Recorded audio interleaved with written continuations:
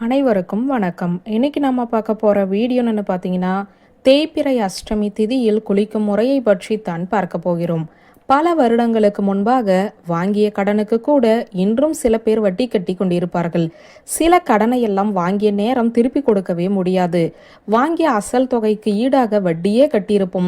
ஆனால் அசல் தொகையை திருப்பி கொடுத்திருக்க மாட்டோம்.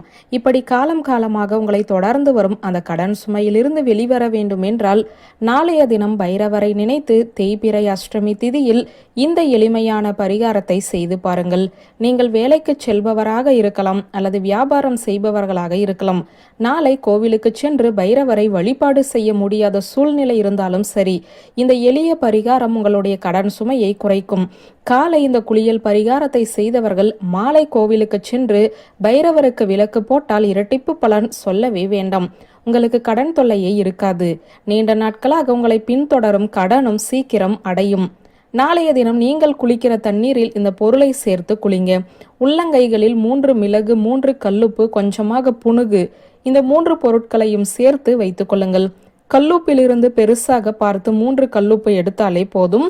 கால பைரவரே, என்னை பிடித்த கடன் பிரச்சனை இன்றிலிருந்து என்னை விட்டு விலக வேண்டும் என்று ஆழ்மனதில் நன்றாக பிரார்த்தனை செய்து கால பைரவரே துணை என்ற மந்திரத்தை 3 முறை சொல்லி கையில் இருக்கும் பொருட்களை குளிக்கிற தண்ணீரில் போட்டு விடுங்கள்.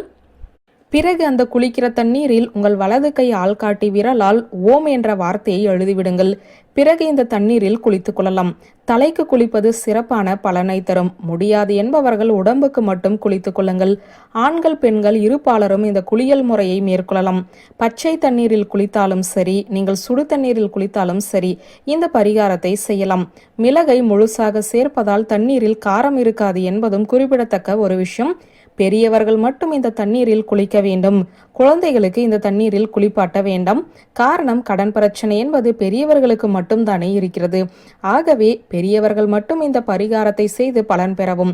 குளித்து முடித்துவிட்டு அந்த குளியல் தண்ணீரில் போட்ட மிளகு இருக்கும் அல்லவா, கடைசியாக அதை எடுத்து வெளியில் கொண்டு வந்து கால்படாத இடத்தில் போட்டு விடுங்கள். இந்த எளிமையான பரிகாரம் உங்கள் தரித்திரத்தை விலக்கும், கடன் சுமையை குறைக்கும், உங்கள் உடம்பை சுற்றி இருக்கும் ஆறாவை தூய்மைப்படுத்தும். நம்மை சுற்றி இருக்கும் எதிர்மறை ஆற்றல் விலகினாலே போதும். நமக்கு நடக்க வேண்டிய நல்லது தானாக நடக்கும். முடிந்தால் நாளை மாலை பைரவர் சன்னிதானத்திற்கு சென்று விளக்கு போட்டு வழிபாட்டை செய்ய தவறவிடாதீர்கள். உங்களை சுற்றி இருக்கும் கடனை விலக்கி பண வரவை அதிகரிக்க இந்த எளிமையான பரிகாரம் அனைவருக்குமே பயன்படும் என்ற தகவலை சொல்லி இந்த வீடியோவை நிறைவு செய்கிறேன். நன்றி, வணக்கம்.